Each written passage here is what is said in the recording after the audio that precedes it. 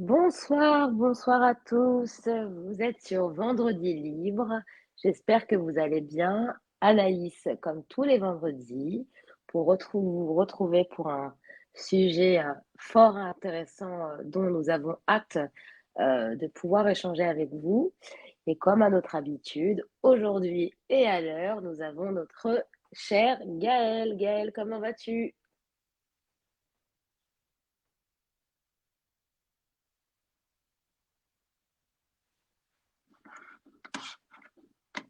On a perdu Gaël. Ah, je n'avais pas rétabli mon micro. Bonsoir à tous. Bonsoir à toutes. Je sais pas, ce soir, c'est un peu laborieux pour moi. J'espère que vous allez bien. Il y a tout le monde.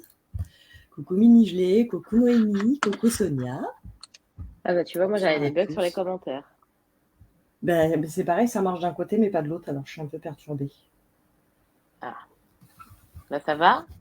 Ben oui, et toi?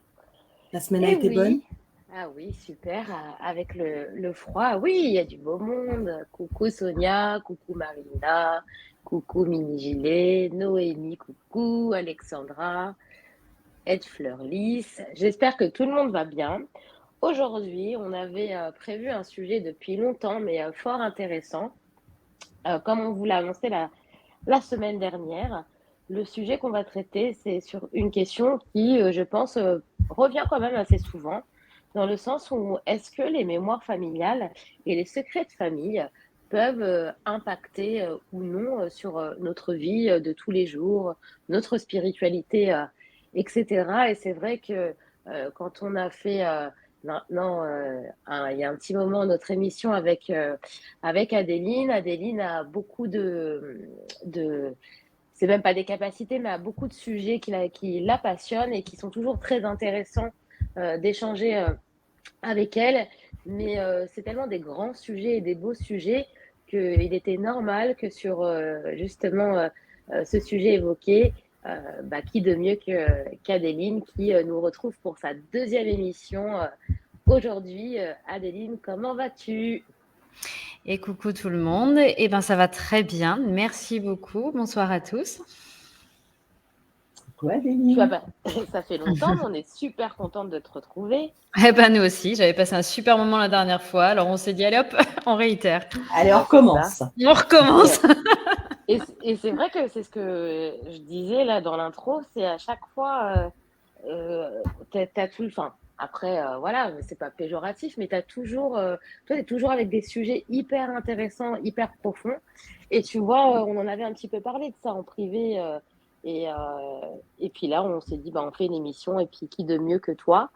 Et je pense que avec ta connaissance, ton expérience, je pense que tu pourras peut-être un petit peu, le long de cette émission, éclaircir quand même certaines questions. D'ailleurs, j'invite donc tous les auditeurs, et je salue aussi les auditeurs qui nous écouteront en replay, à interagir en direct. Comme d'habitude, vous pouvez poser vos questions et on les épingle et on les retranscrit à Adeline si elle ne les voit pas.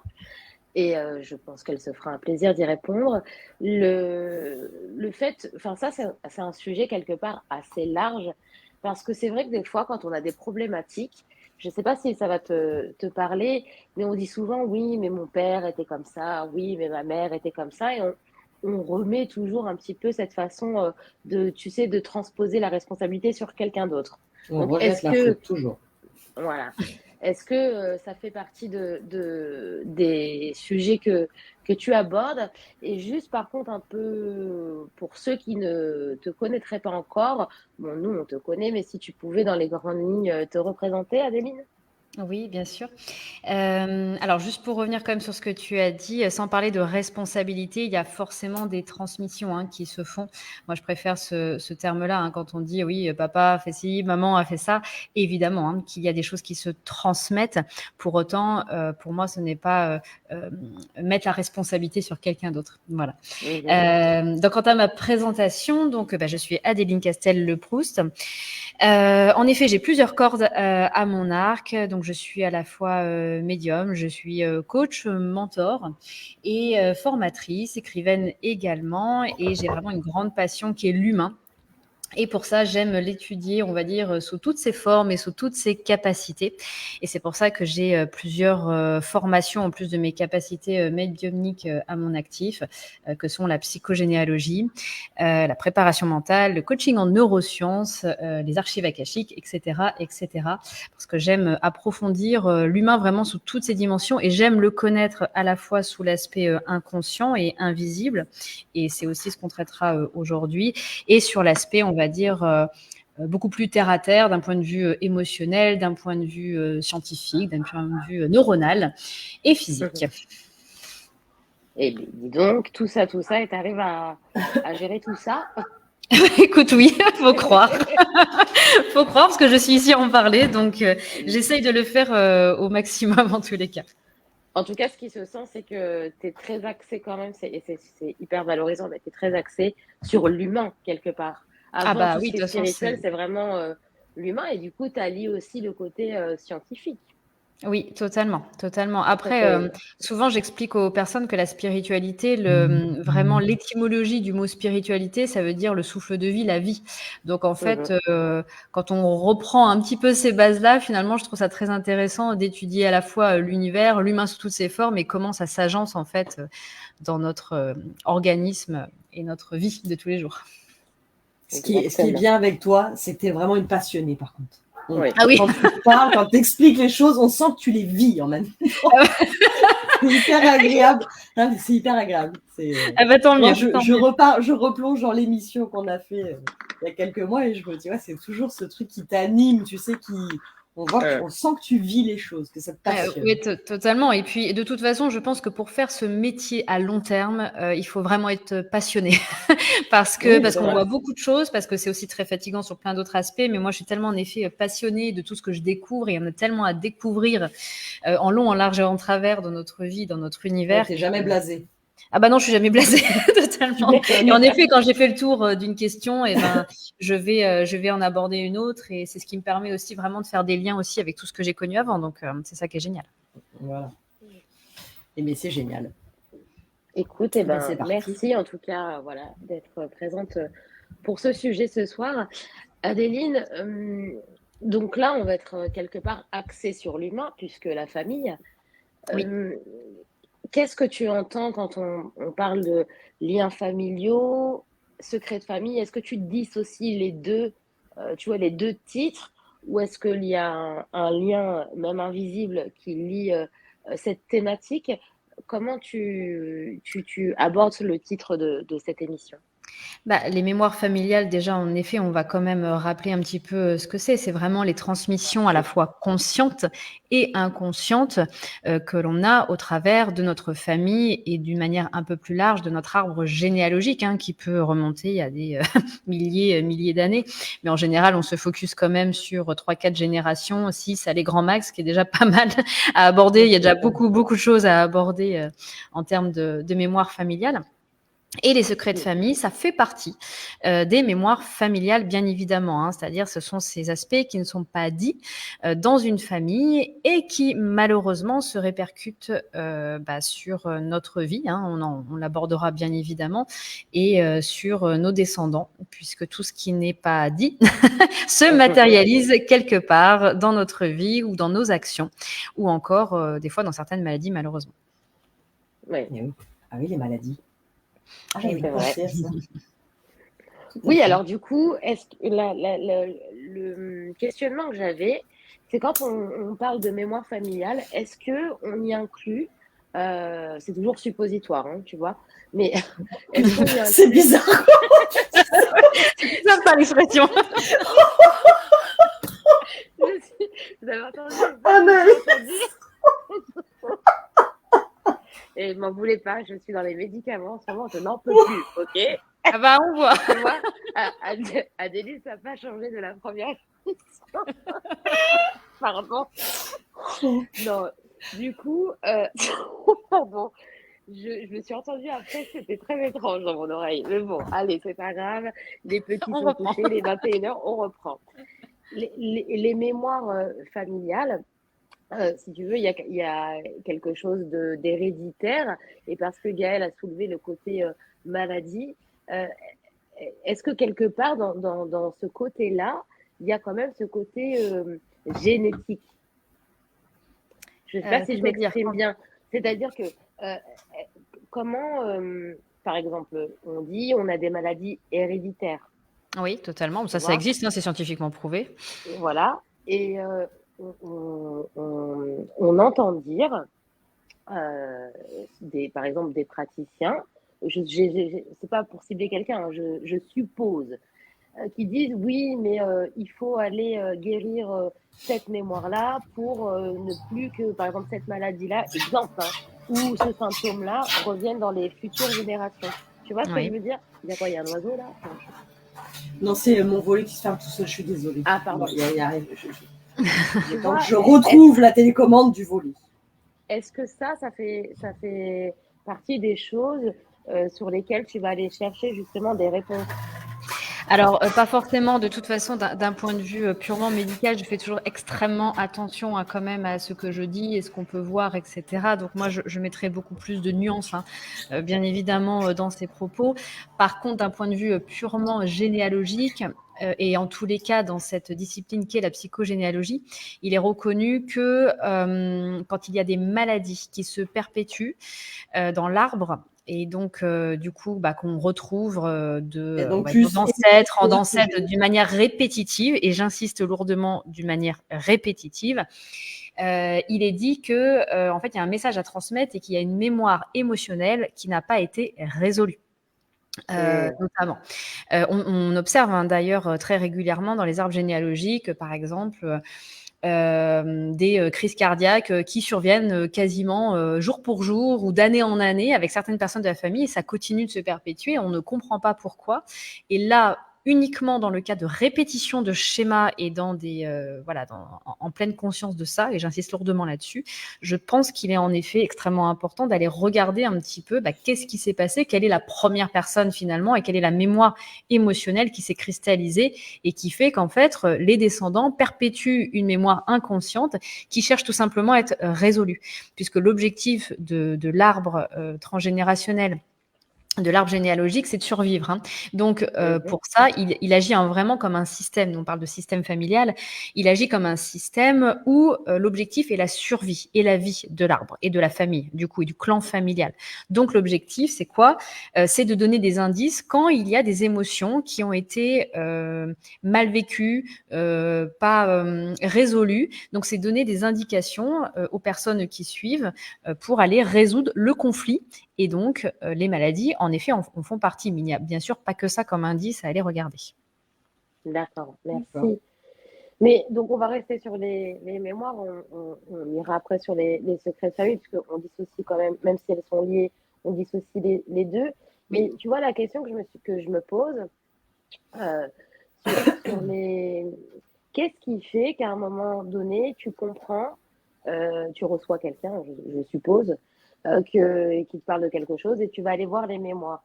Mais qu'est-ce qui, tu penses, fait que en fait, c'est quand même assez, si on prend un peu de hauteur, particulier de se dire, oui, moi, émotionnellement, aujourd'hui, ça va pas, parce qu'en fait, je porte le fardeau que ma mère a vécu, et on se rend compte que ma mère a vécu ça parce que sa mère à elle, donc ma grand-mère, tu vois, qui est tout le temps Oui, je comprends. ce côté répétitif. Est-ce que la question, le débat, c'est est-ce que c'est réel ou est-ce que c'est un peu ce que je disais en début d'émission, ce côté où, tu sais, il y a quand même des fois le côté on n'assume pas sa responsabilité de se dire ok, c'est moi, et en fait, j'arrive pas à gérer tout simplement la situation et c'est lié uniquement à moi. Tu comprends ce côté Ouais, de responsabilité? je comprends totalement, et c'est très, très pertinent. Moi, c'est pour ça aussi, là, pour le coup, que vous allez comprendre toutes les cordes à mon arc, pour le coup, c'est que justement, moi, je vais déjà partir de l'individu. Et on va aller creuser. On va aller creuser l'enfance, on va creuser pardon, la vie intra-utérine aussi, parce qu'elle a bien sûr un impact. On va aller creuser sa situation, ce qu'elle a mis en place, etc. Et uniquement si on voit vraiment un désarroi, des répétitions et des choses inexpliquées qui perdurent dans le temps malgré les efforts de la personne, malgré la prise de responsabilité de la personne, c'est là où c'est intéressant d'aller regarder dans les mémoires familiales.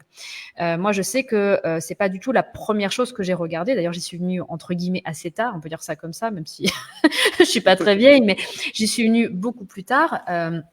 Pourquoi ? Parce que j'ai fait un énorme travail sur moi avant, sauf qu'il y avait des choses que je ne m'expliquais pas. Je me dis, c'est quand même incroyable, j'ai fait tous les outils possibles et imaginables. Ça, pour autant, il y a toujours les mêmes situations qui reviennent, il y a toujours les mêmes indices, il y a toujours les mêmes dates, il y a toujours les mêmes répétitions, et je ne comprends pas d'où est-ce que ça vient. Et en fait, c'est quand j'ai découvert la psychogénéalogie, c'est là où j'ai compris d'où est-ce que ça venait. Et c'est surtout là où j'ai compris à quel point l'inconscient dirigeait notre vie. Ça, par contre, ça m'a fait un peu flipper au début, je vous avouerai quand même. Parce que moi qui étais tellement persuadée d'être hyper actrice de ma vie, d'être sortie du schéma familial, etc., en fait, pas tant que ça. C'est juste que je reproduisais inconsciemment beaucoup de choses, mais sans m'en rendre compte. C'est le but de l'inconscient, bien évidemment. Et sinon, on le saurait. Et l'objectif, c'est de remettre les choses en conscience, justement, pour les transformer. Donc, bien évidemment, avant d'aller creuser les mémoires familiales, il est d'une évidence assez folle qu'il faut déjà prendre en effet sa responsabilité, sa vie, et uniquement si on a déjà testé plein de choses et que il y a rien qui bouge et on continue d'être dans des schémas répétitifs, là en effet c'est intéressant d'aller creuser plus loin. D'accord. Ok.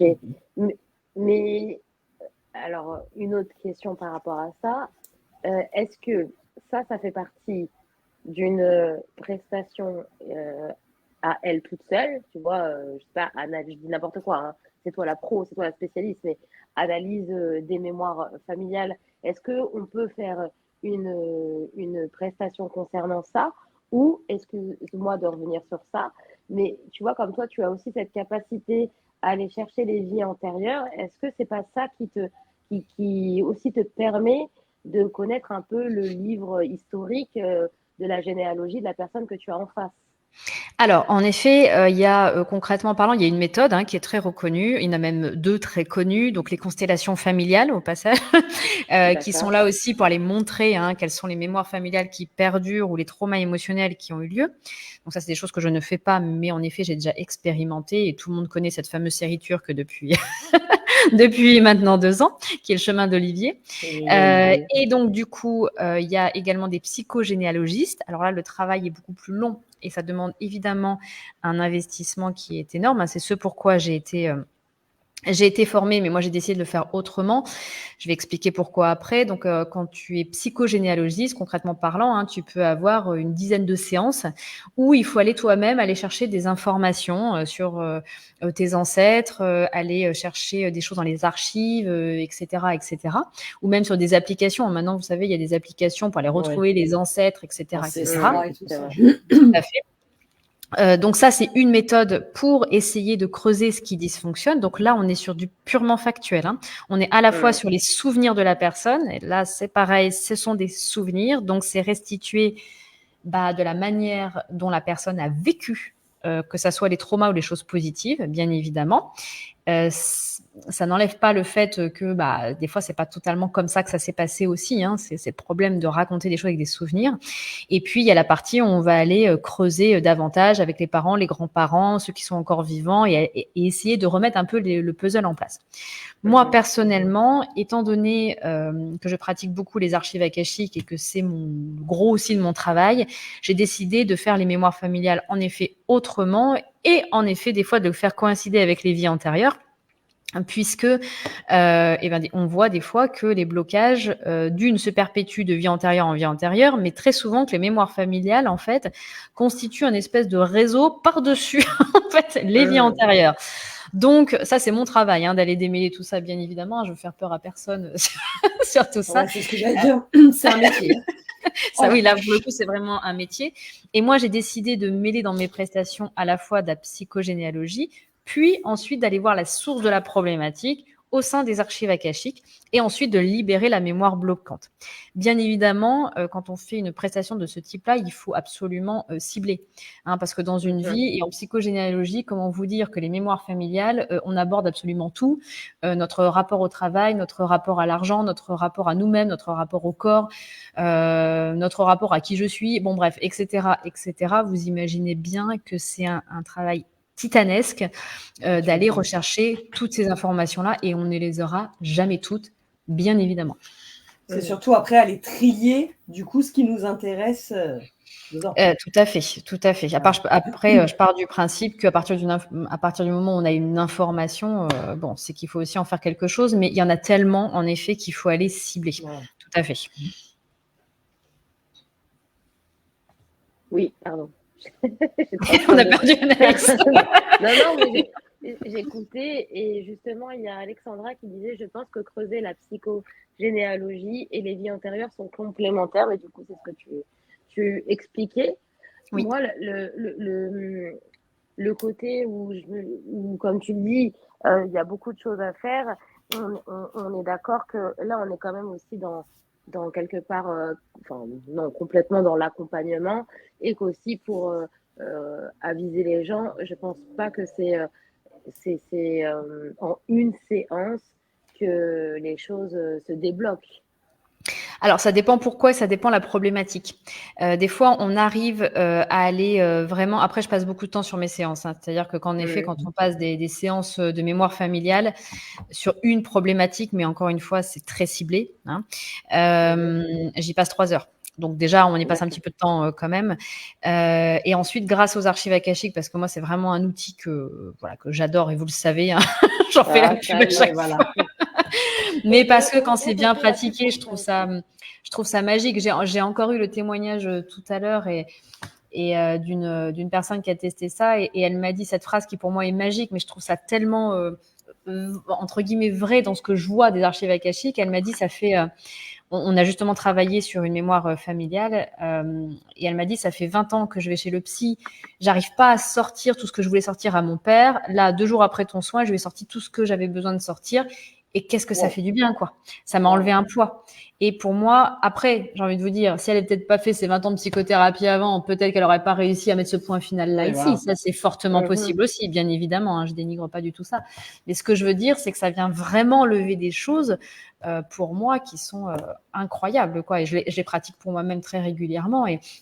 Et ça donne des réponses. Après, c'est comme tout. Il faut aussi, pour moi, aller vivre ce truc-là dans la matérialité, d'une certaine manière. Ça suffit pas de remettre en conscience. Il faut aller voir des fois et trouver des réponses aussi un peu à l'extérieur. Est-ce que tu peux nous donner des exemples un peu de pourquoi on va voir un psychogénéalogie? À quel moment? À quel problème? Là, je vais te donner un exemple très concret. Ma mère n'a jamais aimé l'école. Je n'ai jamais aimé l'école. Je me retrouve dans la situation. Mes enfants n'aiment pas l'école. Est-ce que vraiment il faut que je te consulte pour savoir si les générations à venir elles vont être nulles à chier à l'école? Comment ça se passe? Parce que tu vois, là, j'ai ça qui me vient en tête en me disant bon, j'ai eu rendez-vous hier au collège. Bon, bah, même topo que son frère, même topo que moi, même topo que ma mère. Bon, ça va aller jusqu'à quand l'histoire là? Voilà. Bah, après, j'ai envie de te dire, est-ce que pour toi c'est bloquant dans ta vie de tous les jours? Est-ce que vraiment c'est un impact très important ou pas? Ah bah, tu sais le nombre de mots que j'ai sur Pronote tous les jours? Non, je ne sais pas. Non, mais c'est un exemple parce que voilà. Mais c'est vraiment savoir à quel moment on se dit bon, là, il faut que j'aille consulter quelqu'un par rapport à la psychogénéalogie, justement. À quel moment à quel moment de consulter? Typiquement, dans ce que tu viens de me dire, c'est-à-dire quand on voit une répétition de schémas qui dure et qui devient en fait bloquant dans notre vie. Si ça pose pas trop de problèmes, c'est pour ça que je t'ai posé la question. J'ai envie de te dire, bon, ils aiment pas l'école, mais bon, on s'en est tous sortis et puis finalement on a fait des métiers super chouettes. J'ai envie de te dire, et c'est pas bloquant et tout le monde se sent bien. Bon, j'ai envie de te dire, non, c'est pas la peine. Si tout le monde se sent bien, tout le monde se sent bien. Si par contre, oui, mais ça va finir là. Du coup, je peux me dire que ça va finir par poser problème à un moment ou à un autre. Si c'est pas mes enfants, ça sera peut-être leurs enfants ou les enfants de mes enfants. Possiblement. Ça a l'air d'aller de génération en génération l'histoire. Oui, possiblement, en effet, mais peut-être pas. Voilà, peut-être que c'est peut-être pas ça que tu as réglé. Mais évidemment, si aujourd'hui ça crée de la souffrance et des blocages, j'ai envie de te dire, oui, ce serait peut-être bien de s'y pencher. Le pourquoi du comment, l'école est à ce point-là, le terreau de stress, d'angoisse et de suite, quoi. Voilà, si je dois résumer ça. Non, après, on n'est peut-être pas là quand même. Oui, non, mais je sais, mais c'est pour ça que je fais exprès Oui, d'accentuer non, mais le mot voilà, parce qu'il y a c'est bien il y a parce des que gens qui vivent ça vraiment. voilà, Donc, exactement, et donc là, oui, là, exactement. ça commence à être intéressant. Mais il y a un domaine, j'ai envie de dire, il y en a même plusieurs, hein, mais le domaine des finances. Ben, ça, je peux vous assurer que là, c'est bien d'aller au moins une fois dans sa vie, aller voir quelqu'un pour aller traiter la mémoire des familles sur l'argent. Parce qu'alors, on le voit bien Sur régulièrement, la hein. gestion de l'argent, Bah tout, ça peut être la gestion de l'argent, ça peut être le fait que bah on a toujours un problème financier ou la voiture pète toujours au mauvais moment. Voilà, ah oui, c'est-à-dire que les finances, c'est soit on a été élevé quand même dans une famille qui a porté l'argent un petit peu en haut aussi, et pour le coup, ça peut aussi avoir des travers, hein. J'en ai connu aussi qui sont nés avec beaucoup d'argent, et puis il y a eu une grosse faillite. Et puis du coup, il y a une énorme pression financière pour redorer un petit peu le blason de la famille aussi. Bon, oui. là, typiquement, on est dans ce type de cas-là. Mais si on a une mémoire familiale sur l'argent, où on voit l'argent comme un truc à fuir, vous pouvez être sûr qu'il y a au moins une de votre personne de la famille, hein, parce que c'est pas tout le monde, encore une fois, ça se transmet de génération en génération, mais c'est pas tout le monde qui a les mêmes rôles, hein, dans sa famille, hein. Je précise quand même Heureusement. qu'on a tous des rôles différents. Oui, heureusement, ça serait un beau bazar, mais tout le monde a Voilà, des rôles cette fuite, différents et c'est toujours des bordel, choses hein. différentes, voilà, à régler, évidemment. Mais Oui. pardon, par rapport à ce que tu dis, quand tu prends donc par exemple trois individus de la même famille d'une génération différente, grand-père, fils et fils, donc voilà, pour faire court, et que par exemple sur le domaine de l'argent, et il y a une situation bloquante. Imaginons, bon, le grand-père, ok, il cède, comme tu dis. Je te donne un exemple pour que tu nous expliques. Oui. Le grand-père, il cède donc la multinationale à son fils. Son fils fait faillite, enfin pas son fils, mais l'entreprise fait faillite, donc il y a cette pression d'argent. Et du coup, l'enfant, le fils, le petit-fils, du coup, a pas accès à tout ce qu'il veut comme loisir, etc. Du coup, là, quand tu regardes, c'est bloquant pour le fils, deuxième génération, et troisième génération. Mais du coup, c'est Oui. qui doit aller voir? C'est le fils ou le petit-fils? Tu Bah, c'est vois? celui en fait qui a créé le en fait, les mémoires familiales, ça va se cristalliser. On doit aller voir là où il y a eu un trauma émotionnel. Donc il faut D'accord. remonter à la source de l'émotion. Donc, en fait, c'est la personne, en effet, qui a fait faillite. Donc là, il y a eu une très mauvaise gestion de l'argent. Et c'est là où on doit aller réparer le trauma et aller remettre en conscience ce qui s'est passé concrètement parlant et libérer, en fait, ce qui n'a jamais été dit, tout simplement, ou ce qui n'a pas été vécu correctement. En fait, c'est le principe même des émotions d'ordre général, hein. Pourquoi, des fois, on a un gros rhume qui perdure? Vous regardez en général un jour avant, on enlève les histoires de virus, hein. Des fois, il y a vraiment des rhumes somatiques, hein, le soma, c'est-à-dire que vraiment, on a le corps qui parle en fait pour nous parce qu'il n'arrive plus à évacuer tout ça. Vous regardez un jour avant, vous avez eu un trauma émotionnel, sauf que vous ne l'avez pas dit. Et donc, qu'est-ce qui s'est passé? Vous avez mal à la gorge, vous ne vous sentez pas bien, etc., etc. Et en fait, le corps essaye de transmuter quelque chose, tout simplement. Donc, souvent, voilà, on va aller regarder un petit peu qu'est-ce qui s'est passé. Et rien que le fait de poser des mots et de conscientiser, bah, tout d'un coup, on se sent mieux. Ça arrive très, très souvent. Je pense que tout le monde l'a vécu une fois dans sa vie avec un mot de gorge pas possible. Un jour avant, on s'était engueulé avec son chéri ou sa chérie. Et puis, en fait, et ben, une fois qu'on a posé des mots, etc., 2 jours après, c'était terminé, tout allait bien, quoi. Voilà. Eh ben, le système des mémoires familiales, c'est exactement la même chose. Il faut aller remettre des mots, il faut aller apaiser en fait ce qu'on nous on appelle les ancêtres, ou la personne chez qui en fait la mémoire familiale n'a pas été réglée. Et pour ça, on fait derrière des actes de libération qu'on appelle des actes psychomagiques, où on va faire tout un rituel. Donc, il y a plusieurs façons de le faire. Moi, je le fais d'une manière écrite. Et après, on brûle le papier, on passe sous l'eau. Enfin voilà, on fait des choses de ce type-là pour aller libérer en fait ces mémoires-là et les remettre en conscience. Et puis des fois, ça suffit pas, donc il faut aller un peu plus loin dans la libération. Ça arrive hein, sur des grosses mémoires familiales, hein, où en effet, il faut aller sur les archives akashiques, il faut aller sur le chamanisme aussi, qui marche très bien, ou sur des constellations familiales également. Oui, alors du coup, je pense que ça commence, enfin, tu as répondu à ce que j'allais te poser comme question, parce que j'allais dire, quand tu connais pas forcément tes ancêtres, donc quand il y a quelque chose de bloquant et qui est récurrent, schéma répétitif, et qu'on vient de voir, mais on ne connaît pas le passif de notre généalogie, Ouais. comment ça se passe? Bah, moi, ça a été mon cas, hein, c'est-à-dire que moi, du côté de ma mère, mes 2 grands-parents sont nés sous X. Donc, en fait, je ne connais pas Mhm. du tout l'histoire avant. Mhm. Malgré les recherches, etc., quand les personnes sont nés sous X, ça va être compliqué d'aller Bah trouver oui. quelque chose, Il y avait tout simplement. Donc, on s'en limite à ce qu'on connaît, déjà, tout simplement. Donc, là, si on reste d'un point de vue purement psychogénéalogie, on ne remonte pas plus haut, tout simplement. Ou alors, autre méthode, on va regarder si on est marié, par exemple, on va aller regarder aussi ce qui se joue sur l'arbre généalogique de notre mari, puisque les arbres généalogiques fonctionnent en miroir, très souvent. Donc, ça peut aussi nous donner des indications. Et enfin, bon, le dernier outil que j'utilise, et je le redis encore, ce sont ces fameuses archives akashiques où je vais aller voir justement qu'est-ce qui s'est passé pour que cette mémoire-là s'est cristallisée depuis X générations.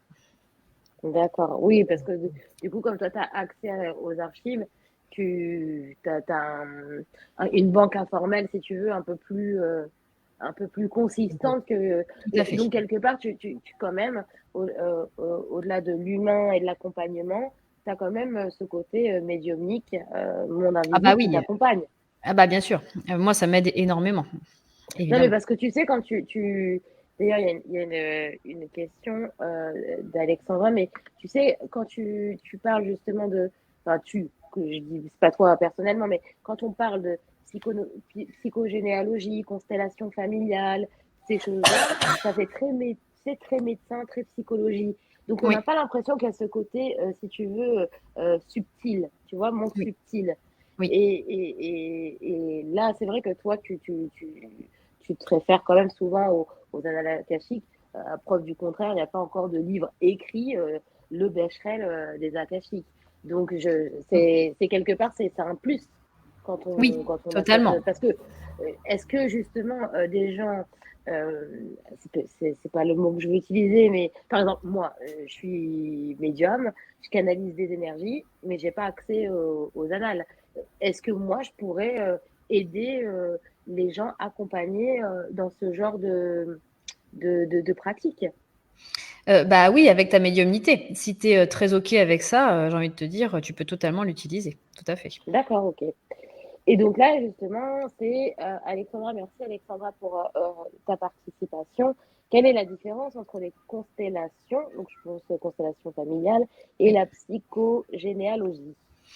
Alors en fait, la psychogénéalogie, on va vraiment, bah, pour le coup, il y a vraiment la réponse dedans, hein. On va vraiment aller étudier l'arbre généalogique en long, en large et en travers. Pour le coup, on va faire un travail de prise de conscience sur les transmissions conscientes et inconscientes afin de trouver sa place en tant qu'individu unique. En fait, tout l'objet des consultations de psychogénéalogie, c'est d'aller travailler sur ces mémoires-là pour savoir qui l'on est vraiment dans tout ça, Mhm. dans ce système familial-là. Et pour ça, on va créer ce qu'on appelle un génosociogramme, qui est un outil de base qui met en relief justement toute l'histoire familiale. Donc, il faut beaucoup de séances en général pour faire tout cet arbre et tout bien analyser. Les constellations familiales, c'est davantage pour moi on va reproduire en fait un certain système familial en fonction d'une problématique que l'on va vivre concrètement parlant. On a ce qu'on appelle les constellations de groupe où en fait on a 3-4 personnes en fonction d'un sujet. Une personne va représenter la mère, une autre personne le grand-père, une autre personne un enfant, etc. Et en fait ces personnes-là, dans ce système-là qui va être reproduit d'une manière inconsciente, mais il faut vraiment le vivre pour comprendre, va expliquer ce qui s'est passé à un instant T et donc du coup va transmettre des émotions, va parler. C'est comme si on était un peu pour l'avoir vécu. C'est comme si on vivait en fait l'énergie de l'ancêtre ou de la personne qui Mhm. est présente et on va dire ce qui a besoin d'être dit à un instant T. Donc on va exprimer de la colère, on va exprimer des pleurs, de la joie, on va exprimer certaines fois ce qui s'est passé, hein, ça arrive aussi. Et en fait, le rôle du constellateur, parce qu'il y a un constellateur en fait qui est au centre de tout ça, c'est d'aller justement apaiser les âmes et donc permettre aussi la libération. Et puis, il Mais existe également des constellations individuelles. Bon, là, c'est un petit peu différent, elles ne sont pas souvent faites, où là, on est face à face avec le constellateur et eh bien, le constellateur joue un rôle ou plusieurs rôles, en fait, pour nous permettre de libérer aussi une ou plusieurs problématiques en fonction de l'instant présent et des problèmes. mhm. Eh bien, tu vois ce que tu viens d'expliquer là sur les constellations. Je ne sais pas si tu as regardé ou si tu as entendu parler. Et puis pour les auditeurs, ça me fait penser à la série sur Netflix, Le chemin de Mais c'est l'Olivier. Oui, c'est ce que je disais tout à l'heure, oui. Bah, c'est ça. Ah, pardon. C'est pas grave. Pardon. C'est le suppositoire, Anaïs. Eh, attention, Kiki, vous me laissez. Non, mais c'est vilaine.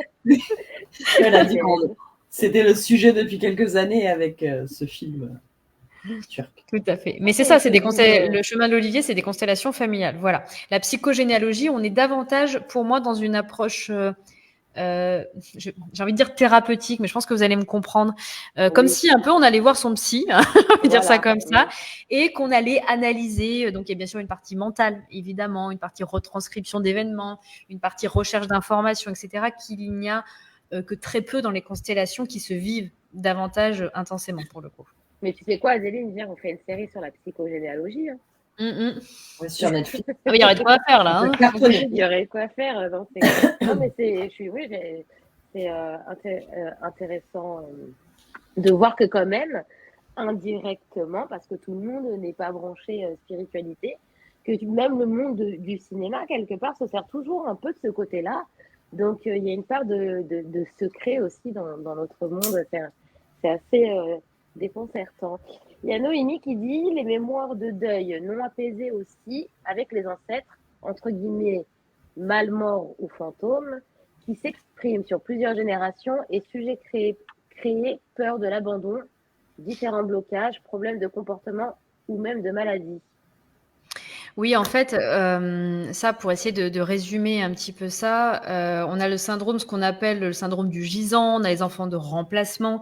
En fait, il y a différents rôles qui sont donnés. Et ce qu'elle appelle en effet le mal mort, hein, ou le fantôme, c'est ce qu'on appelle aussi le syndrome du gisant. Je pense que c'est de ça dont on en parlait la semaine dernière avec Sonia. Ah bah, très bien.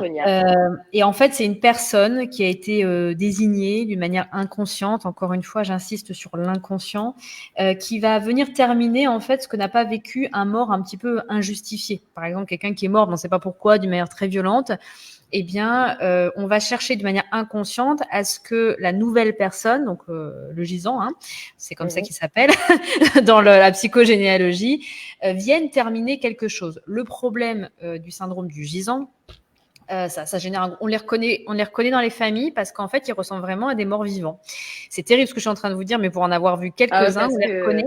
Parce que Sonia, c'est une vraie bombasse. Sonia, si tu es là, je t'embrasse. La pauvre.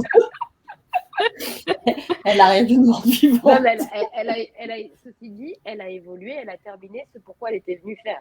Maintenant, elle perpétue ses connaissances. Voilà. Mais donc du coup, après quand on a transmuté ça, on ressemble plus à un mort vivant, je précise quand même. Hein. Je pense que rattrape-toi. Non mais c'est vrai. Non mais on les reconnaît dans une famille parce qu'en fait très souvent ils sont très blancs, ils ont du mal à vivre en fait. Ils sont toujours entre la vie et la mort d'une manière constante et ils l'évoquent en plus comme ça pour le coup. Donc ils sont très faciles à reconnaître dans une famille. On a aussi les enfants de remplacement, ça c'est très connu en psychogénéalogie, c'est-à-dire qu'ils viennent remplacer un enfant qui est décédé et des fois même en lien avec une fausse couche ou un avortement. On a les enfants parentifiés, les moutons noirs, enfin c'est très connu, vous avez déjà entendu, je pense ces mots-là. Les moutons noirs, c'est ceux qui viennent un petit peu justement ébranler le schéma familial et qui vont connaître notamment l'exclusion, etc., pour pouvoir justement créer un système qui est le leur. Et c'est eux qui viennent souvent un petit peu secouer le cocotier dans les arbres généalogiques. Il faut savoir qu'on peut avoir plusieurs rôles. On peut être à la fois enfant parentifié, mouton noir et gisant, quoi. Je veux dire, bon, c'est lourd à porter, mais c'est possible. Ça donne pas envie. Voilà. Et donc ça, on peut les reconnaître notamment. Vous savez, un truc. Alors, il y a beaucoup de méthodes, mais notamment méthode par les dates de naissance. Par exemple, si vous êtes né le même jour qu'un mort, enfin la date de décès d'une personne, vous pouvez être sûr qu'il y a une mémoire de mort qui est sur votre naissance. Donc ça pose beaucoup de problèmes dans la vie de tous les jours. C'est sympa comme. Je ne savais pas ça. Merci de la question. Non, mais continue, parce que j'en apprends. Non, mais voilà, c'était. J'ai terminé. Du coup, je ne sais pas si tu connais Monsieur Sébastien Castel-Leproust. Bah oui, oui, je le connais. Il a fait un petit bisou. Ce qui est très marrant, c'est qu'il est intervenu quand on parlait de films, tu vois. Il a toujours le bon plan, ce monsieur. Après, alors attends, j'ai un autre. Ah bah oui, mais si Dans on, les- si on le met toutes les deux en même temps, ça va pas Ah, beaucoup. Paul Voilà. Frida, merci Paul Frida pour ce commentaire. Dans les constellations familiales, comment les personnes peuvent ressentir ce qui s'est passé dans la vie de quelqu'un d'autre?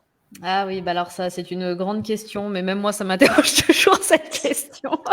Non, mais c'est vraiment à vivre. En fait, je sais que c'est très particulier, mais il faut vraiment aller vivre ce truc-là une fois dans sa vie. Moi, je l'ai vécu il y a pas longtemps. C'est pour ça que je me permets de partager. Je fais un petit coucou à Céline Dusséval au passage, si jamais elle m'écoute, qui est absolument génialissime dans ce rôle-là. Parce qu'il faut aussi être voilà, doué en constellation. J'insiste là-dessus parce que ça change beaucoup de choses dans notre vie. Et en fait, c'est comme si les ancêtres ou l'énergie des ancêtres venait. Je peux pas vous dire autrement, mais on peut aussi travailler des émotions. C'est-à-dire que moi, je me suis retrouvée à parler avec ma petite fille intérieure, quoi. C'est-à-dire qu'elle représentait ma petite fille intérieure. Et moi, je lui parlais. Et en fait, à vivre, je me suis retrouvée dans des situations où j'étais par terre, où je pleurais, où je criais. Je ne contrôlais quasiment plus rien. C'est-à-dire qu'il y avait quelque chose de l'ordre de ça nous habite, en fait. Et j'aimerais vous l'expliquer. Je n'ai aucune explication scientifique et rationnelle à vous apporter à ça. Voilà. Je sais juste que je l'ai vécu. Ah oui, moi, non, mais c'est vrai, je ne peux pas expliquer ça. Pour moi, on est vraiment purement dans de l'énergie et du ressenti.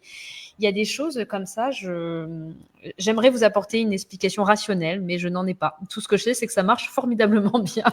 Voilà.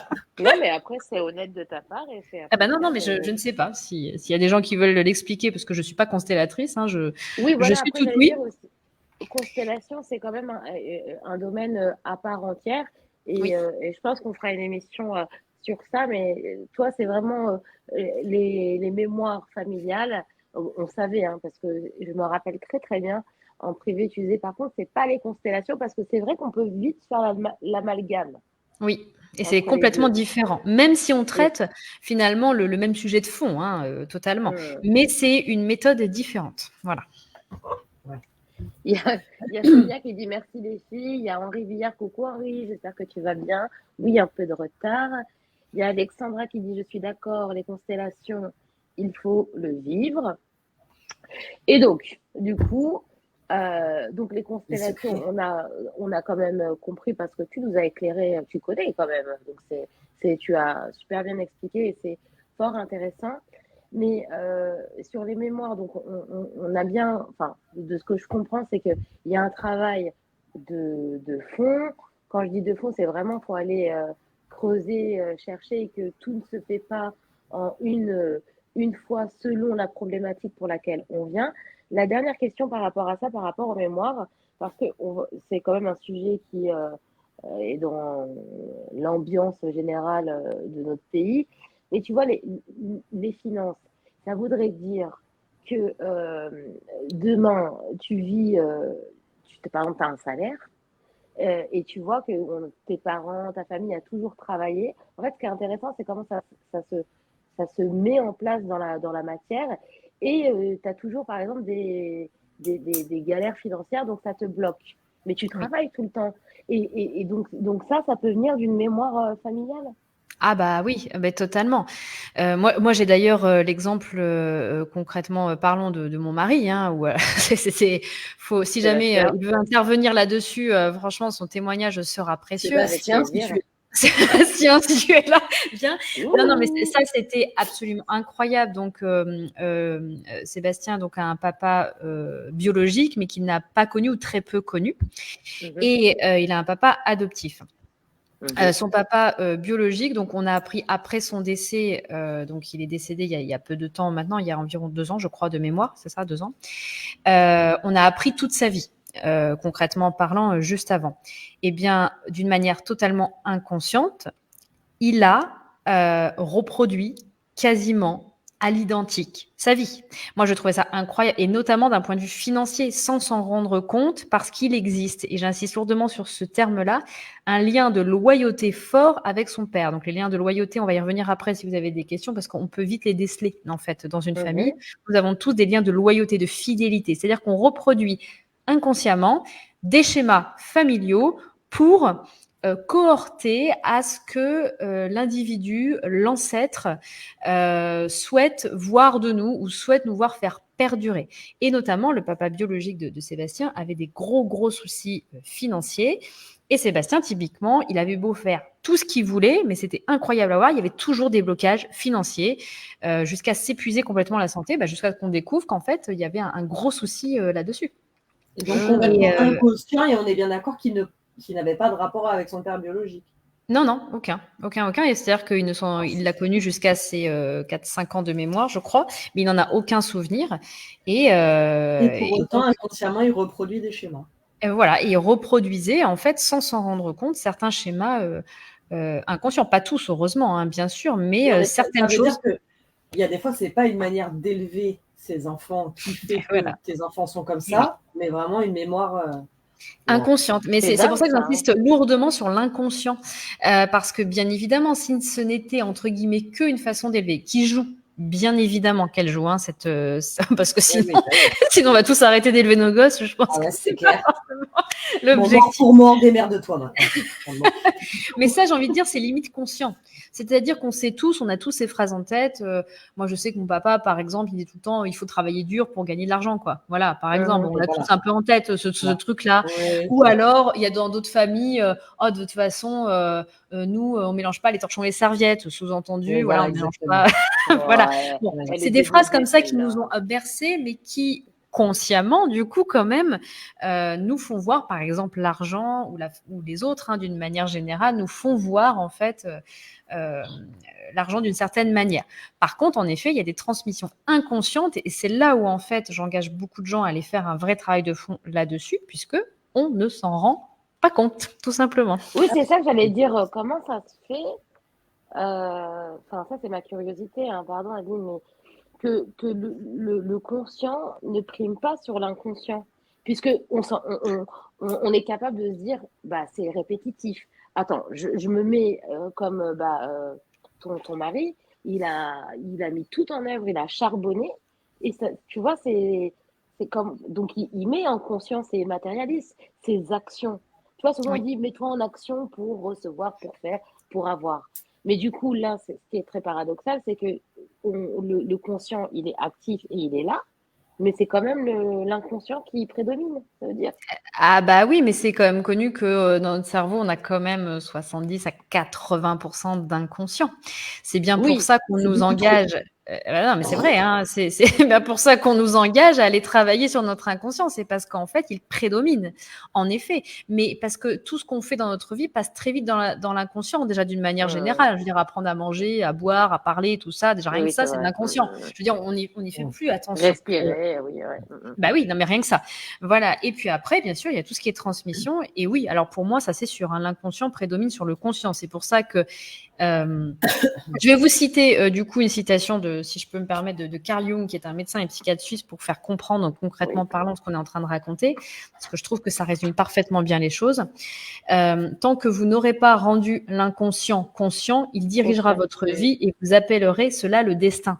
Mais ça, cette phrase, elle est absolument magique. Et ça vient d'un médecin et psychiatre suisse, hein, qui est très connu. Hein. Je pense que tout le monde connaît Carl Jung. Si vous ne le connaissez pas, allez regarder ce qu'il a fait. Tu nous prends pour qui? Non, mais je sais pas, mais je parle pour les personnes qui sont là. Tout le monde ne connaît pas Carl Jung. Je ne connais pas. Attends, je ne connais pas. Tous les samedis soirs, on est au Phuket, hein, après le vendredi. Par contre, moi, je regarde, j'ai un ami qui s'appelle Google, il va me donner les références de ce petit monsieur. Ce petit monsieur, c'est plutôt un grand monsieur, j'ai envie de te dire. Oui, bon, ce grand monsieur, je ne le connais pas, je t'ai dit, je ne sais pas qui c'est. C'est un médecin et psychiatre suisse. Voilà. Voilà. Et lui, il a montré notamment l'importance de l'inconscient dans ce qu'on fait, mais bien évidemment. Et tout ça pour dire qu'en effet, je vous engage tous à travailler sur votre inconscient pour pas que ça se perpétue, on va dire, dans le futur. On va dire ça comme ça. Est-ce qu'on peut aller plus loin sur ton mari? Oui, il faut qu'il revienne parce que j'ai vu marquer qu'il était là avec un petit fantôme. En fait, donc, il a pris conscience que l'inconscient veut monter. Tu veux qu'on lui envoie le lien? Il peut se connecter avec le même lien que toi. Hein. Ouais, on n'est pas dans la même pièce. Tu l'envoies par Messenger. C'est du direct, les amis. Hein. Mais je sais pas s'il veut participer. Il faut qu'il dise est-ce qu'il veut participer ou pas. Bah, il a dit Non, je mais suis là, c'est savoir, mais il a mis. il a mis un emoji fantôme, donc je sais pas trop. Je sais pas. Non, mais Conscient, tu vas inconscient. pouvoir nous répondre. Est-ce que Oui. d'avoir pris conscience de l'inconscient de son père biologique, est-ce que du coup tout a changé pour lui? Alors non, puisqu'après, il faut faire de ce Ah qu'on bah non. appelle des... Bah non. Après, il faut aller libérer. Non, mais après, il faut aller libérer la mémoire de l'ancêtre. Je crois d'ailleurs, c'est une des personnes qui a marqué ça. J'ai vu passer le poids du trauma vécu, etc. Oui, parce qu'en fait, ça veut dire qu'il y a une mémoire qui est bloquante. Et donc, le remettre en conscience, c'est la première étape. Mais comme dans tout dans la thérapie, hein, vous regardez toutes les méthodes de thérapie, de coaching, etc. Première étape, on remet en conscience. Première chose. Et après, il faut aller libérer. En effet, et donc nous, on a plein de méthodes pour ça. Alors lui, ça a été sacrément coton, je vais être très honnête, c'était tellement lourd, donc je pense que ça date pas d'hier, le trauma, et qu'en plus, l'ancêtre était un petit peu relou aussi. Non, c'était très bloquant. En fait, on a testé des voyages akashiques, ça n'a pas suffi. On a testé les actes symboliques, ça a un peu amélioré, mais ça n'a pas suffi. Il restait encore quelque chose. Et en fait, il a testé, du coup, en plus, les constellations familiales. Et là, je pense qu'on a bien libéré le truc. J'espère, en tous les cas, il y a des choses, en effet, qui vont beaucoup mieux depuis. Et après, j'ai envie de vous dire, en effet, c'est un vrai travail de tous les jours de changer, par exemple, son rapport à l'argent, de croire en soi, de travailler sur sa légitimité, sa valeur, parce que ça a un impact évidemment direct avec les finances. D'accord. Je m'exprime au travers de ma femme exceptionnellement. Elle a toute ma confiance. Dis-moi, tu lui as donné combien pour qu'il s'exprime? Rien du tout. Rien du tout. Mignon, hein, ton arrière. Et merci Sébastien. Franchement, vous faites la paire. Franchement, c'est super sympa de vous avoir tout le temps, toi en direct et Sébastien, la régie. C'est la régie, ouais. C'est la régie. C'est bien résumé. Juste la première émission, c'était déjà comme ça. Je sais pas si tu te rappelles. Exactement. Oui, tout à fait. Et ce que tu disais, oui, c'est Noémie, elle disait, c'est le poids du trauma vécu par l'ancêtre qui est trop lourd, qui demande à être apaisé et qui est dans l'inconscient. Et l'inconscient. Ouais, en fait, c'est quand même complexe. Donc, est-ce que tu penses que quand même, il dit mort de rire avec plaisir, quand même, on peut ne pas non plus. Est-ce que tu penses que. Alors, je sais que toi, tu es une conquérante, ça se sent dans ta personnalité, dans ton tempérament, mais est-ce que par contre, tu peux aussi te dire, en tant que praticien, je parle pas de toi personnellement, mais je t'inclus dedans, dire que des fois, c'est quand même trop complexe et on peut pas libérer cette mémoire. Ouais, t'as très bien résumé le côté conquérant. Je pense qu'en effet, tu vas comprendre ce que je veux dire. Pour moi, si on me dit ça, c'est un défi. C'est-à-dire que c'est pas possible. Je peux pas me dire que ça ne peut pas bouger, ça ne peut pas changer. Voilà. Non, mais c'est vrai. Moi, si vous voulez, il y a des trucs que je me traîne depuis X temps et j'ai passé une année, je vous en parle même pas. C'était une horreur. Et malgré tout, je suis quand même debout et j'ai trouvé des solutions et je suis passée par d'autres biais pour aller débloquer certaines choses. Je sais que le chemin n'est pas terminé. Je sais que ça va me prendre encore plusieurs mois. Mais pour moi, en fait, rien n'est impossible. Donc, par contre, ce qui est très important de dire, c'est que des fois, on n'a pas les compétences. C'est pas nous qui allons forcément tout résoudre, ni peut-être les 3 personnes. C'est pour ça que j'ai insisté sur le cas de Sébastien notamment, où lui, il en est à son quatrième acte, en lien avec cette libération-là, qui lui a franchement pourri la vie pendant des années. Donc des fois, en fait, il faut savoir déléguer, mais personnellement, moi, je m'avouerai jamais vaincue face à un blocage, ça c'est sûr. Oui, mais c'est pour ça, c'est avec affection que je te décris comme ça, parce que c'est ce qui fait ton charme et c'est ta personnalité. Je sais que toi, tu vas mettre ça en défi et que tu vas, même si elle vient pas mais c'est bien de le reconnaître, pas de toi directement, tu trouveras quand même quelque chose à mettre en place pour solutionner la difficulté. Ouais, et c'est louable, attention, et c'est ce qui te représente. Surtout à partir du moment où c'est une difficulté. C'est-à-dire qu'il y a aussi des mémoires, des fois, où en fait, il suffit juste, et j'insiste là-dessus, d'accepter. Et Bien c'est sûr. aussi une difficulté en soi. Mais ça, c'est un autre travail. Accepter qu'il s'est passé ça, accepter qu'on ne pourra rien y faire et accepter que désormais, c'est comme ça. Mais ça, c'est encore autre chose. Voilà. Mais là, quand je parle vraiment en termes de blocage ou dans ma vie, voilà, oui, ou dans ma vie ou la vie de quelqu'un d'autre, il y a vraiment quelque chose qui nous pourrit la vie. Là, c'est pas possible. Pour moi, il faut vraiment trouver une solution, quoi. Et donc ton mari, si les constellations familiales, là, tu vois que dans un petit moment, ça évolue pas comme ça devrait, c'est quoi l'étape d'après? C'est une très bonne question. Là, je pense que j'irai. Non, là, j'irai dans ce que je suis en train d'apprendre en ce moment. Je suis en ce moment dans la préparation mentale. Et ben, je vous assure que j'apprends un paquet de trucs sur le cerveau, les neurosciences et les émotions. Et je pense que j'irai taper, là, pour le coup, beaucoup plus dans du concret, en fait. D'accord. Non, même pas dans le scientifique, parce que le neuronal et tout ça, là, tu étudies vraiment les canaux, le cerveau, etc. Oui, totalement. Hyper, C'est pour moi, pour être, si avec tout ce qu'on a fait et débloqué, ça continue en fait de vibrer quelque chose qui est vraiment bloquant, pour moi, là, c'est qu'on n'est plus sur de la libération, on est justement sur la prise de responsabilité de vie. Voilà.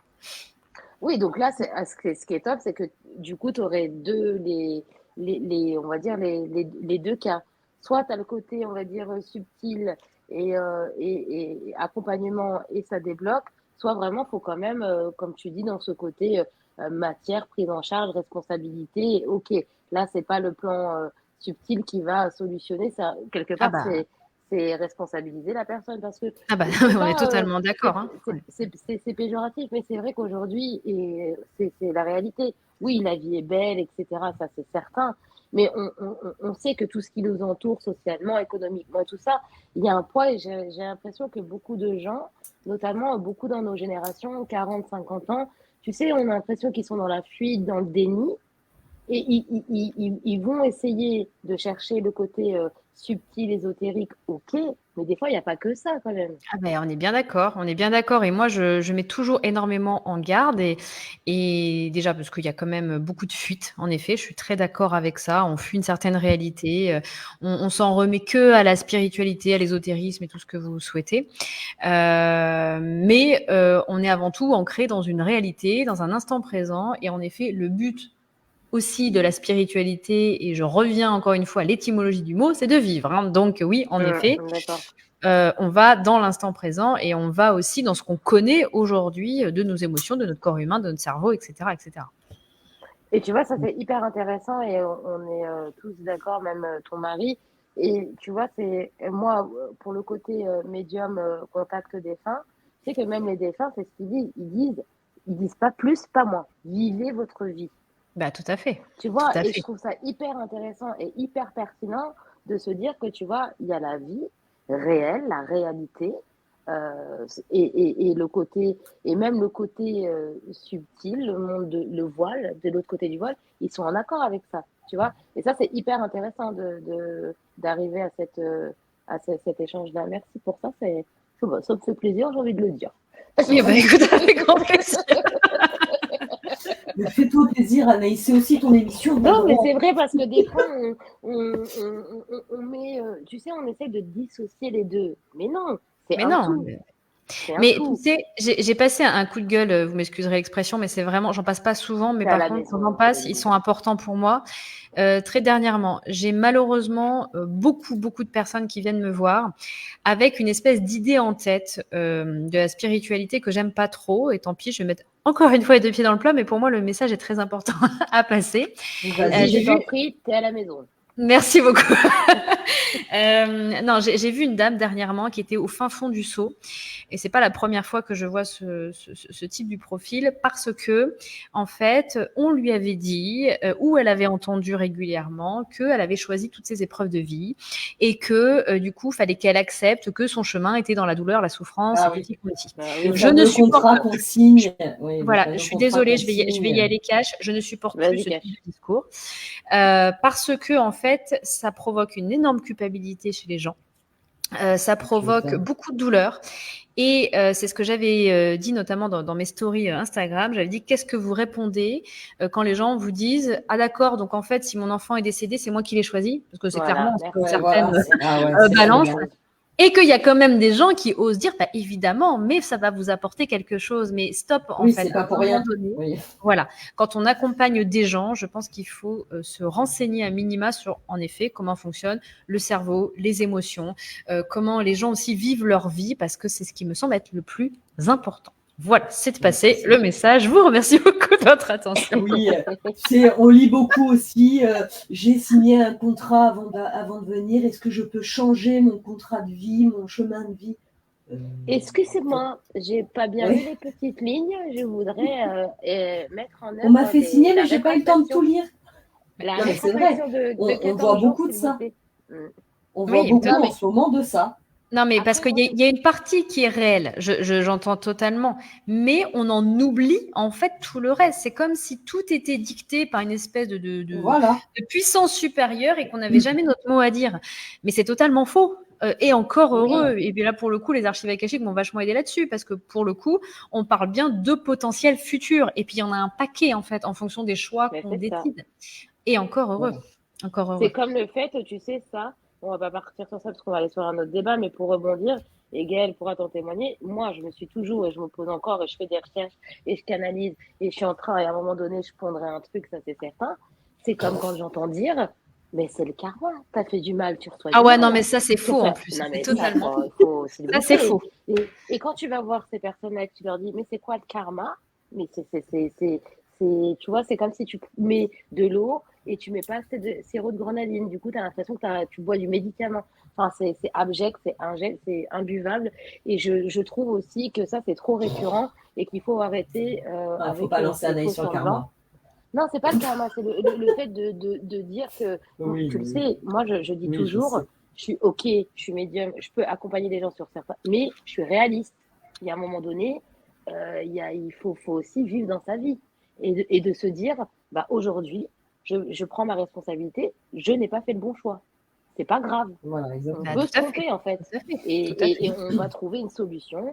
Et oui, dans ce cas-là, on va évoluer. Ça va nous amener d'autres rencontres, d'autres situations.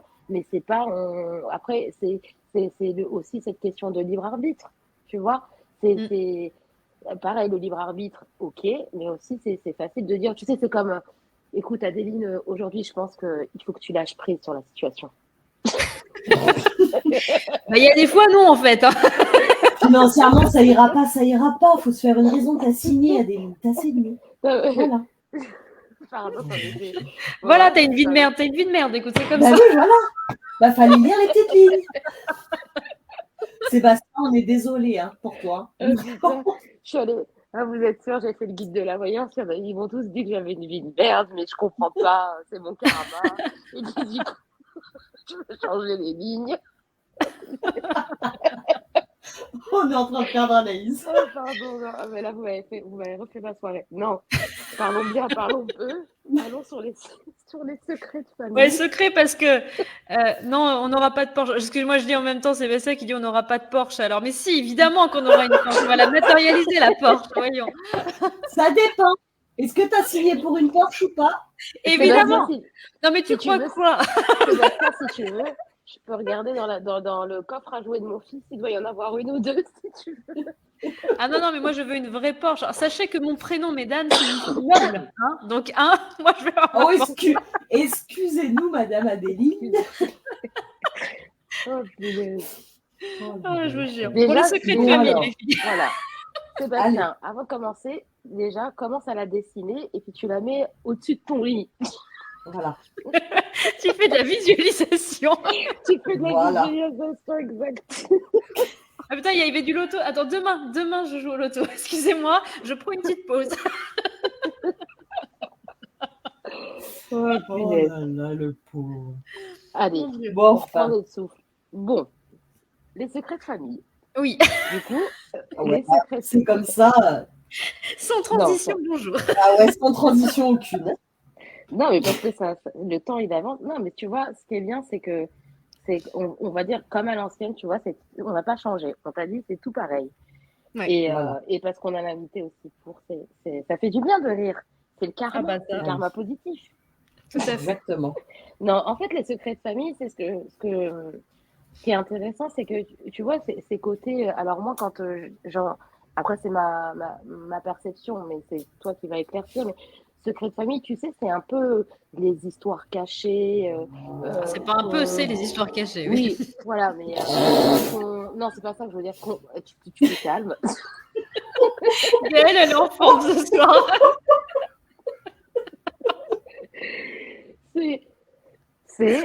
Excusez-nous, hein, Allez. vraiment, excusez. Ah ouais, non, mais là, Heureusement qu'on n'a pas les caméras. Moi, Le vendredi, lâcher prise, tu sais.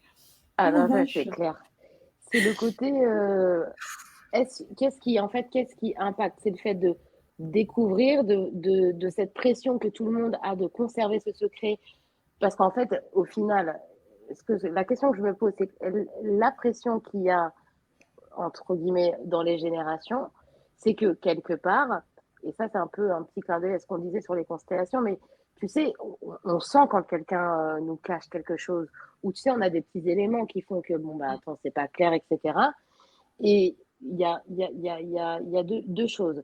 Soit on découvre le secret, soit tu sais, des fois, souvent je prends la caricature, mais c'est Mémé sur son lit de mort qui dit j'ai un secret à te dire, et bah maman elle reste avec ce secret-là et elle sait pas si elle doit le dire ou pas. Ok. Ça. Avec Mais non, Gaëlle, elle va pas bien ce soir, je crois.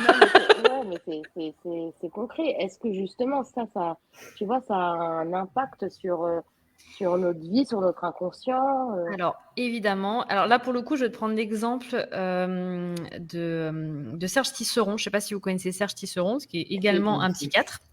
Je suis désolée, je vous balance des mots. Donc, est un psychiatre. Non, mais c'est super parce qu'il a écrit un livre qui s'appelle Les secrets de famille. C'est un des précurseurs, en fait. Les psychiatres, je veux pas faire mon intellectuel, mais je les connais parce que j'ai une cousine qui est psychologue. Donc, Ah, super. Moi, je veux pas faire ma quiche, mais moi, les psychiatres, je les connais.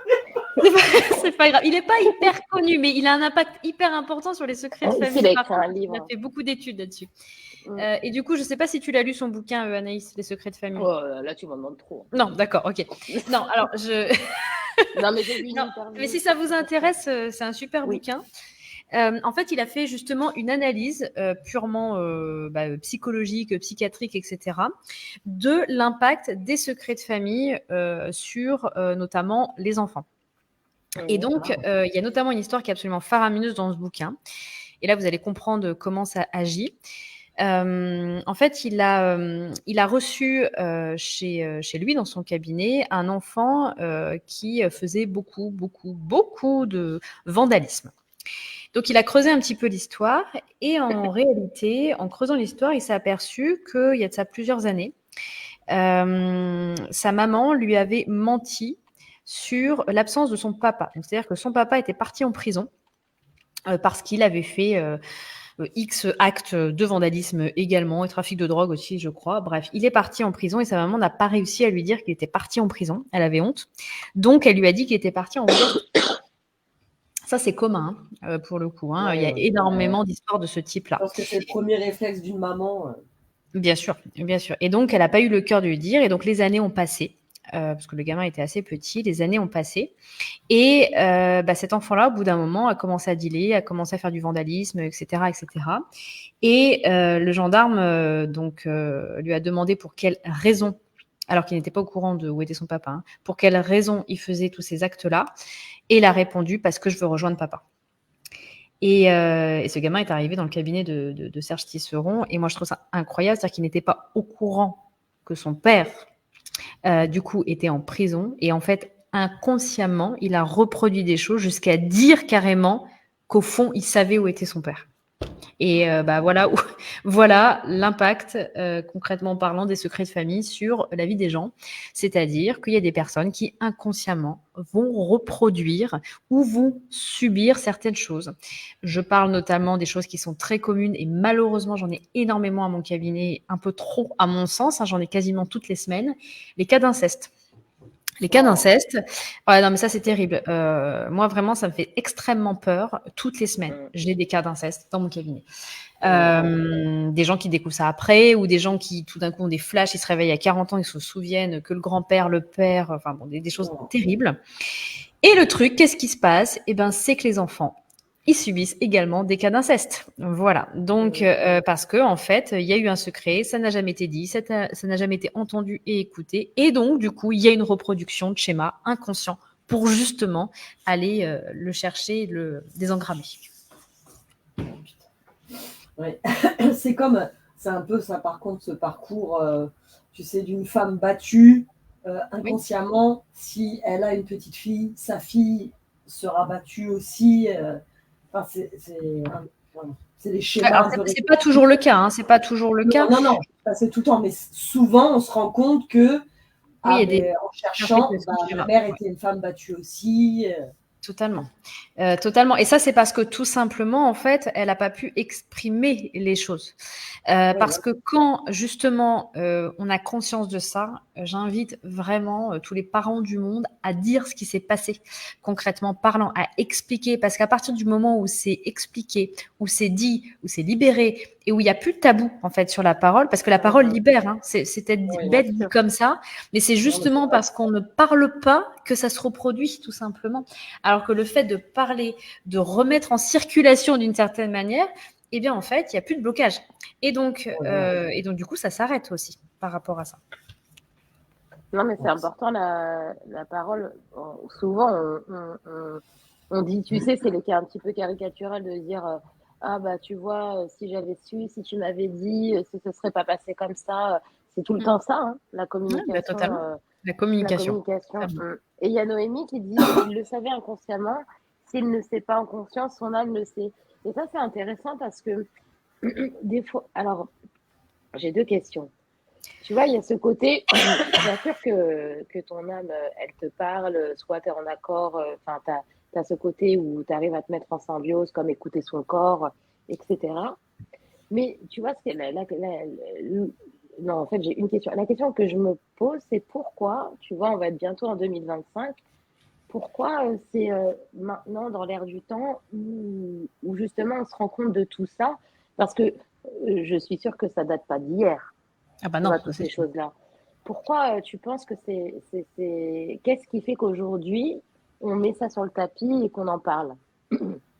De quoi? De tous ces secrets de famille ou de toutes ces mémoires familiales? Des secrets, là, on va lier les deux dans le fait où, avant, je pense qu'il y a 30 ans, tu allais voir ton psychologue, il ne parlait pas de choses comme ça.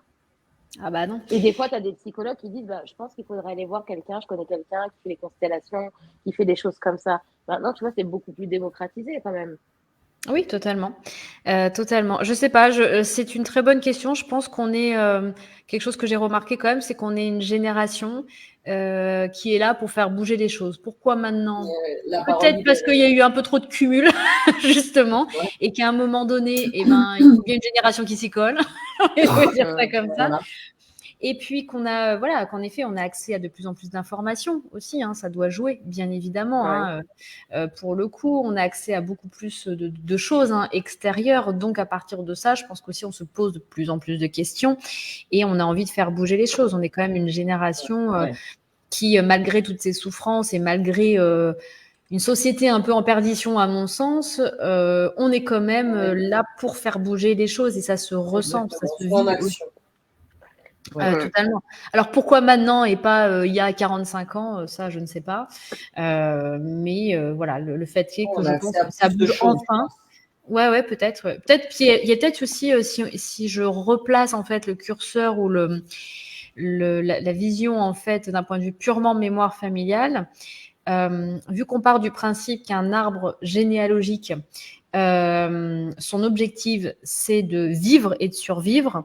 Je pense que vu tout ce qui a été engrammé ces dernières générations, c'était un peu ça ou c'est terminé, quoi. C'est-à-dire que, par exemple, un truc tout bête, nous, il est dit qu'en psychogénéalogie, les femmes qui ne peuvent plus avoir d'enfants, ça veut dire qu'en fait, il y a eu trop de mémoire familiale non résolue et que du coup, l'arbre a décidé de mourir. Donc, il y a une perte du nom, en fait, il y a une perte d'une certaine manière de la descendance parce qu'en fait, l'enfant qui viendrait à vivre aurait trop de choses à désengrammer, en fait, et à arrêter. Donc, inconsciemment, en fait, tout est bloqué. Ça, c'est une explication possible, bien évidemment, mais je trouve ça très parlant. Tu as eu ce genre de cas? De quoi? De personnes qui ne pouvaient pas avoir d'enfants? Ouais. Non, pas encore. Pas encore. J'ai eu beaucoup de cas d'endométriose, des choses comme ça, mais ça, c'est encore autre chose pour le coup. Mais Alors, parle-nous de l'endométriose. Alors, qu'est-ce que tu veux que je te raconte sur l'endométriose? Non, mais il y a beaucoup des mémoires. Là, pour le coup, il y a beaucoup de mémoires de viol sur les cas d'endométriose. Il y a beaucoup aussi un rapport à la mère très conflictuel. Il est dit aussi que ce sont des personnes qui ont peur inconsciemment d'avoir un enfant aussi, avoir pourquoi, le comment. C'est-à-dire que pour moi, il n'y a pas une réponse toute faite au cas d'endométriose, bien évidemment. Il y a aussi des fois des sources purement médicales, mais d'un point de vue psychosomatique, il est dit très souvent que, en effet, ce sont des personnes qui ont peur d'avoir un enfant et qui ont peur d'être maman parce que, pour X ou Y raison, il peut y avoir une maman qui était violente, par exemple. Voilà, où il y a pu avoir des cas de viol d'une manière ancestrale, etc., etc. Mais bon, les cas ne sont pas uniques, hein, donc il faut aller creuser un peu plus loin, souvent. Oui, bon, on va se contenter du médical. Voilà, pour l'instant, je veux bien. Tout à fait. Voilà, parce que là, ce que tu es en train de me dire, ça ne me convient pas trop. Donc, d'accord, ok. On va se contenter d'une explication médicale qui va faire le tri. Bien sûr. Bien sûr. Voilà. Non, mais d'accord. Oui, mais c'est vrai que effectivement, c'est comme un peu la première émission. Effectivement, dit comme ça et vu comme ça, bon, d'accord. Moi, j'ai une question. Oui. Enfin, comme d'habitude, j'ai des questions. C'est, à ton avis, qu'est-ce qui fait de base quand, si on part du principe que tu as une famille, tu vois, tu t'entends bien avec tes parents, avec tes beaux-parents, avec ton mari, pas la famille parfaite, mais tu vois, la famille classique avec les aléas du quotidien, etc. Oui. Qu'est-ce qui fait qu'un jour, tu es amené à te dire, et donc du coup à créer et à construire un secret en fait? Qu'est-ce qui te pousse, puisque comme tu l'as dit, oui, tu invites et nous invitons les gens à se parler, ça c'est certain, vaut mieux prévenir que guérir, comme on dit. Mais qu'est-ce qui fait qu'à un moment donné, tu te dis dans ta tête, dans ton être, ben, je vais faire un secret, alors qu'au final, quand tu prends de base la situation première, je pense qu'il aurait été plus simple de le dire. Et puis bon, bah, tu vois, comment dire, la désagréabilité du moment, elle est sur l'instant et on passe à autre chose que de faire un secret qui engendre des mensonges, des perturbations et d'autres mensonges. Je pense que c'est la protection qui veut ça. Hein. Puis la honte et la culpabilité, ça me paraît assez logique. Très souvent, c'est qu'on n'assume pas quelque chose ou qu'on a peur des répercussions en fait autour de soi ou qu'on a peur pour soi aussi. Hein. Les cas des secrets qui sont très souvent, c'est le père qui n'est pas le bon père, quoi. Alors ça, il y a un nombre de personnes qui découvrent que leur père n'est pas leur père. C'est très, très, très souvent le cas. Donc, et ça, en général, c'est voilà, ça peut être la peur d'être violenté dans certaines familles aussi, mais si c'est un cas un peu classique, en effet, c'est la honte et la culpabilité parce qu'il faut l'assumer derrière. Donc, on se dit que de toute façon, ça se saura jamais, qu'il n'y a aucun moyen de prouver certaines choses. Bon, malheureusement, aujourd'hui, ou heureusement, si. Mais pour ce cas-là, par exemple, oui, ça peut être ça. Moi, je pense vraiment que ce qui motive l'être humain à gangréner un secret de famille, je vous parle vraiment de vrais secrets, hein, pas de petits mensonges, genre j'ai volé une pomme, hein, je vous parle de gros trucs, quoi. C'est la honte, la culpabilité, la peur des répercussions. Pour moi, c'est ça. Ouais. Et puis, je pense que... quand on réfléchit bien, au collège, au lycée, quand on mentait sur nos notes ou des choses comme ça, qu'est-ce qui nous motivait? Qu'est-ce qui nous motivait? On avait honte, on se sentait coupable et puis on avait peur de ce qu'on allait nous dire, quoi. Surtout, c'est ça. Non, mais du coup, moi, je prenais du calque et je décalquais la signature et je la recalquais sur... Ouais, mais on l'a tous fait, ça. Je crois que j'ai déjà fait aussi, moi. La copie. Sauf qu'en fait, un jour, j'ai oublié le calque sur mon bureau. Du coup, ma mère, elle n'a pas compris. Tu m'étonnes. Bon, bah, secret avoué, hein, du coup. Hein. Je t'ai fait griller, il n'y a plus de secret.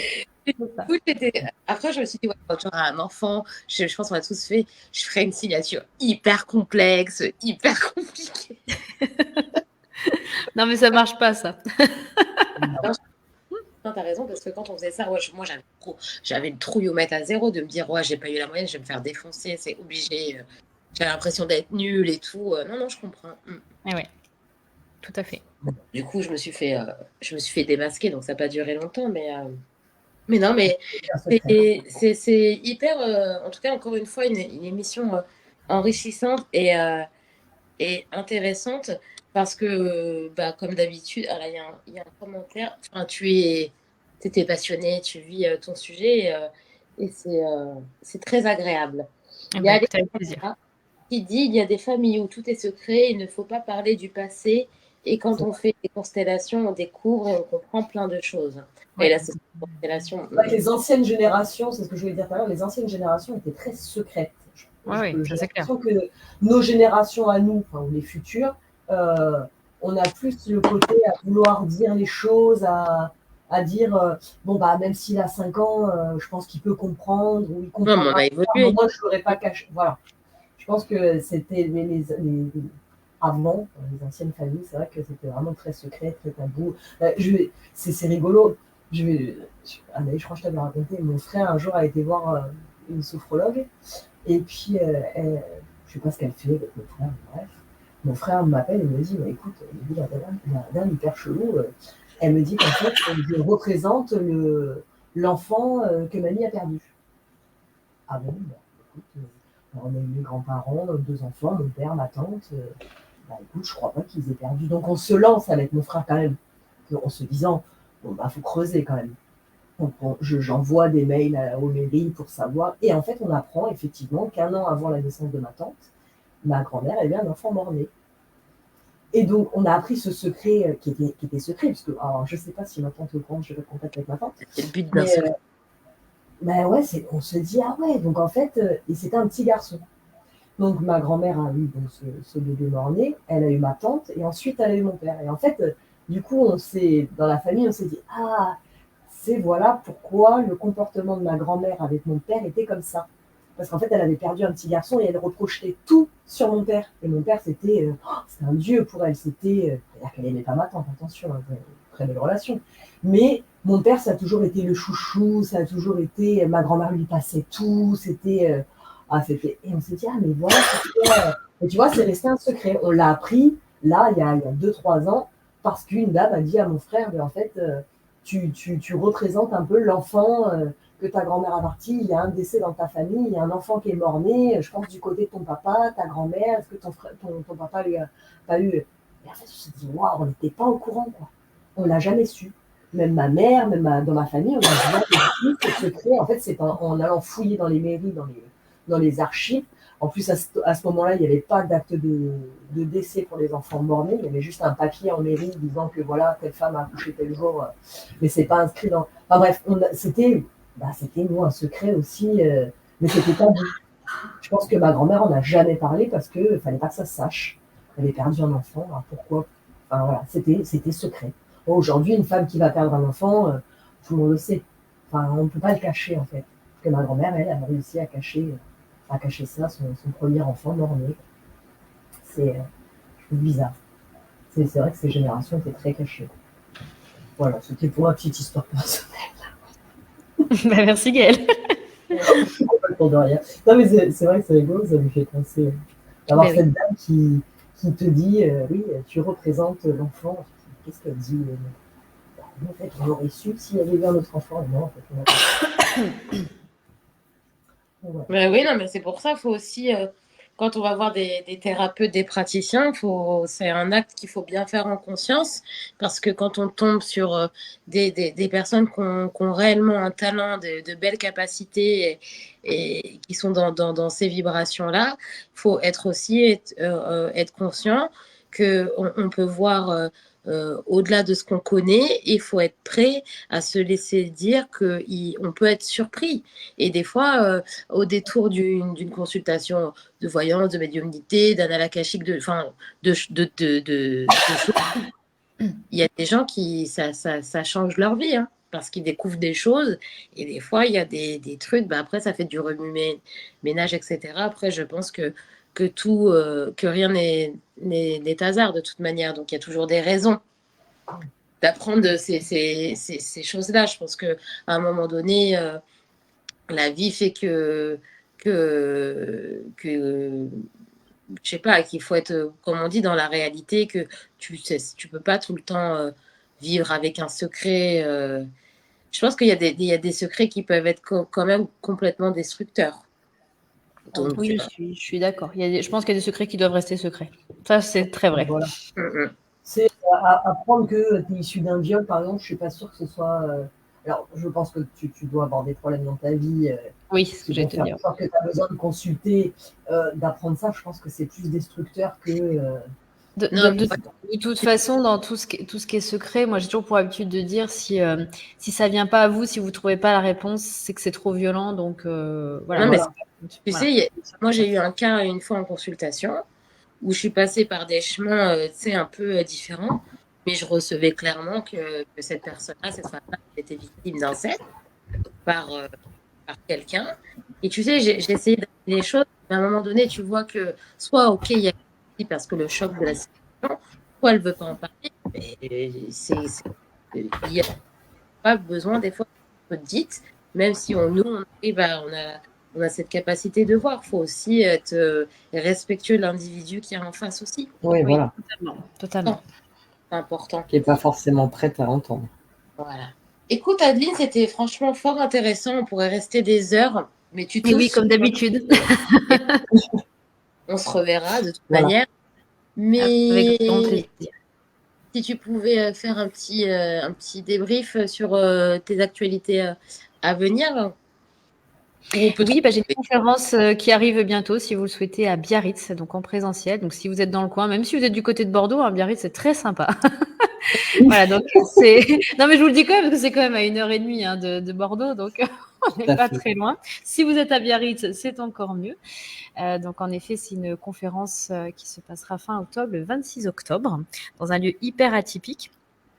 Où le thème, c'est décadence, l'ultime renaissance. Donc on va parler justement un petit peu de toutes ces épreuves de vie qui nous détruisent, mais en même temps qui nous rendent plus forts. Et toutes mes conférences sont vraiment interactives, donc c'est-à-dire que j'ai à cœur en même temps de vous coacher un petit peu si vous le souhaitez sur place et de partager beaucoup avec vous.